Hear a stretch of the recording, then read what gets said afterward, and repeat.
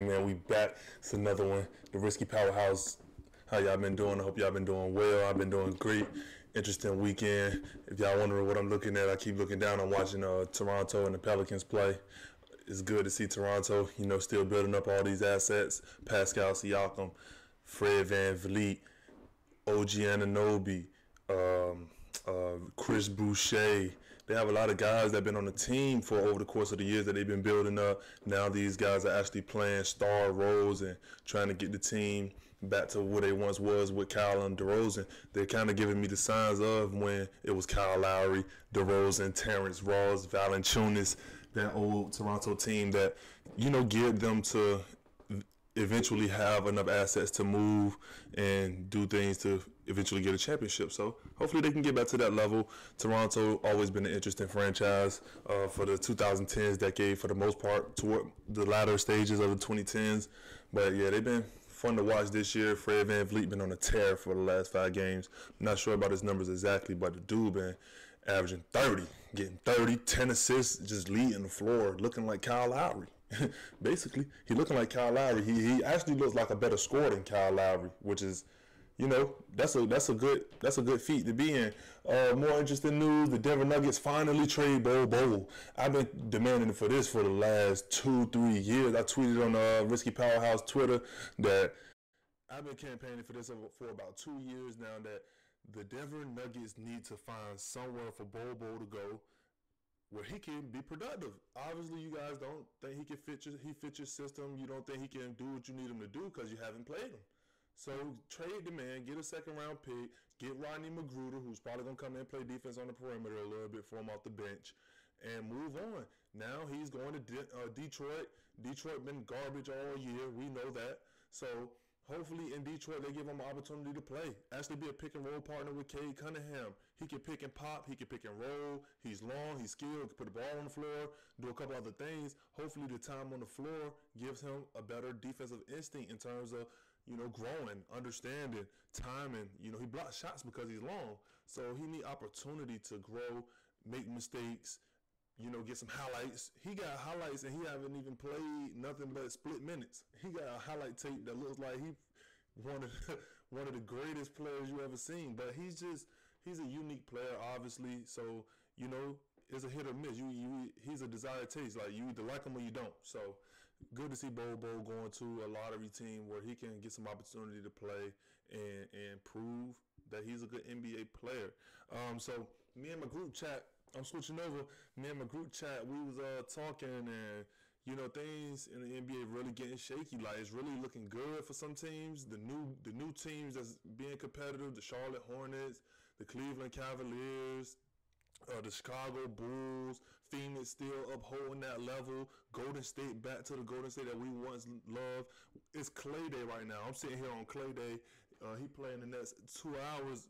Definitely looking forward to that. Even though I gotta go to work, I'm gonna have the live stream jumping while I'm at work. You better believe it. But when you look at how things are shaping up around the league, the Lakers are disappointing, looking 500. They're 4-1 in their last 5 games. So hopefully heading into the All-Star break, they can make a push for a top 5 seed in the West. You never know. They could lose a couple more games just as much as they won the last 4 games. You know what I mean? So we'll see what happens with the Lakers. Got, Denver, Clippers still being competitive without Kawhi, without Paul George in the playoff race. But one team we dwindled down to that have interesting, is always going to be interesting, is the Portland Trailblazers. When you look at the Portland Trailblazers right now, CJ McCollum is set to return soon. Dame Lillard been out for the last 5 games, or 5 or 6 games or so. And most people say Dame need to demand a trade. It's time for Dame to get out of there. Dame, you need to do what's best for your career and la la la la. But in my opinion, I think it's time for the Portland Trailblazers to make a decision. I think the Portland Trailblazers, if you look at their draft picks up until 2028, is conveyed to Chicago if they are not in the lottery. So it's beneficial for them to be in the lottery every year for the next couple seasons. If I was the Portland Trailblazers, I would trade. I was looking at the Cleveland game the other night. Portland then lost to LA. They lost to Cleveland. They lost. I can't even think of the other game they played that I seen that they lost. But Portland been losing games. I think they beat Atlanta in like an overtime game. But Portland, I was watching them play Cleveland, and I was like, Cleveland. So I went. I'm a real NBA fan. I gotta look at the contracts. I gotta look at the availability of the draft picks. I go and research all of these things because I know the logistics of how NBA trades truly can go. You know what I mean? So, with that being said, I'm looking at the draft picks of Cleveland. Cleveland own every one of their first round picks until 2028. Ding. Cleveland have 5 out of 7 or 4 out of 7 of their next second round picks until 2028. Ding. So they have a rich draft capital right now. When you look at Cleveland's contracts, Lowry marketing, Darius Garland still young, but the contract that makes everything work is Kevin Love. Kevin Love been playing pretty well, proving that he maybe can come off the bench for a competitive team, veteran team. And when I look at Kevin Love, trade for him at the deadline wouldn't be bad for the Portland Trail Blazers because they can have another asset to flip for more picks, for more young talent, because veteran teams are going to want Kevin Love this summer because what he's proving right now. When you look at a Colin Sexton, torn meniscus, going into a restricted free agency, Cleveland been trying to get off of Colin Sexton for a long time now. So when you look at all of these factors, it's like you could put together a package of Colin Sexton, Kevin Love, 3 or 4 first round picks, maybe a second round pick or 2, maybe 2 first round picks, a pick swap and a second. Maybe how they shake it up. I'm not sure about the logistics of how they'll shake it up or what they think Dame's worth is. But once you trade Dame, it's going to be a trickle down effect. CJ is going to want out after you trade Dame Lillard. Okay? So now you trade CJ. I'm not sure where you could trade CJ that could be beneficial. Who would want CJ? Or, maybe the Lakers, maybe some teams like that or whatever might want CJ. Veteran teams, basically what I'm saying, veteran teams going to want that scoring. But once you trade Dame, you trade CJ, you flip Kevin Love, you sign Colin Sexton, your contract statement is going to be way cheaper, tell you that much, because you're going to have Norman Powell. He's probably going to be, him and Colin Sexton probably be your highest paid players. You might pay Colin Sexton $21-22 million. But Dame getting paid $39 this year, 40-something, and 40-something for the next 3 years after that. CJ, $30-something million and on up from there. So you get off of those contracts, you head to the lottery, you get a lottery pick, and maybe you can bounce back with a lottery pick, man. You get a top 5, top 3 pick. Hopefully that top 3 pick can be beneficial to your franchise like Toronto did. Toronto took a year off. They traded Kyle Lowry for Precious Achiuwa, I think.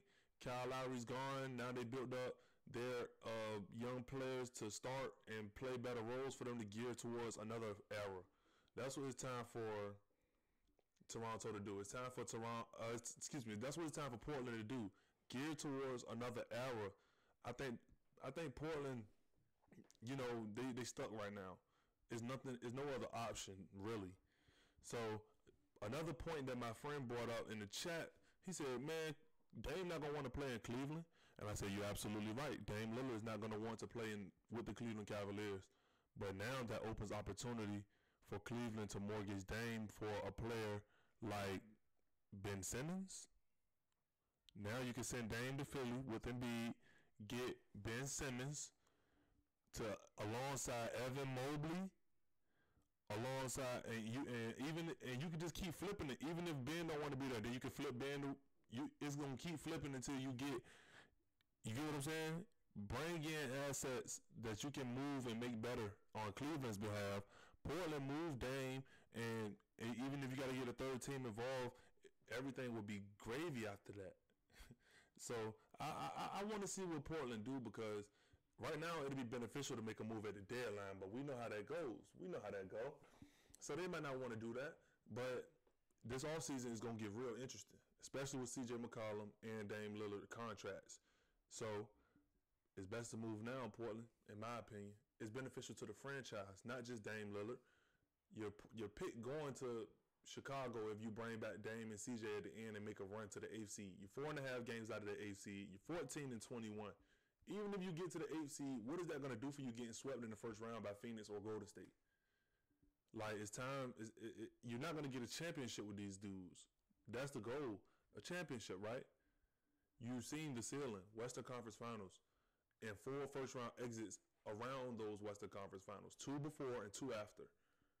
So, you know, below 500 seasons in the bubble and all that stuff is time for Portland to move on. It's time for Portland to seek new pastures. Not necessarily saying you're going to be a better team than you are this year or last year or whatever. You might have 1 losing season like Toronto did last year. You might have 2. But at least you can get your picks, bring them guys in, get a top 3 pick, top 4 pick next year, and things can lighten up for you. Portland Trailblazers, make the move. That's what it's come down. That's what it's come down to for you. Make the move, get Dame out of there, bring in some pieces, bring in some picks, get CJ out of there, bring in some young pieces, bring in some picks. Anthony Simons, it's time to start. Norman Powell, it's time to make a leap. Yusuf Nurkic, he been showed you that he just can't even stay on the floor consistently. Yusuf Nurkic had a high ceiling at one point in time. A lot of people don't remember around 2016 when Yusuf Nurkic and Nikola Jokic were on the same team fighting for minutes with the Denver Nuggets. Denver decided to keep Jokic. He was a second-round pick. They traded Jokic to the Portland Trailblazers. What have Jokic did since then? Became an MVP, leading the Denver Nuggets to a playoff seed right now with his number 2 and 3 player out. So it's like, come on. Yusuf Nurkic has been a high upset, more so because of injury. I'm not going to just say his play. It's because of his body giving out on him and breaking his leg. I think he broke his leg. A couple other injuries that's just been, unfortunate. But at the end of the day, we have to just look at the results. This professional sports we're talking about. We got to just look at results. And the results are the Portland Trailblazers are trash. That's it for the episode on that one. So if y'all think the Portland Trailblazers need to hold on to Dame and CJ until these guys are 40, still in the lottery, fighting for 8 seeds every year, 7 seeds, leave comments below. Hey, Portland Trailblazer fans, I'm not poo-pooing y'all. I'm giving y'all the sauce to what y'all need to do to be a better franchise in the next 2, 3, 4, or 5 years. Right now, the next 3 years not looking bright for y'all. At least y'all can retool, recalibrate, and y'all will have the same record that y'all have right now, but it'll be more beneficial. You get what I'm saying? So shout out to all of the teams that's making good decisions, coming up in the world, building their teams up with young assets. Charlotte, Atlanta,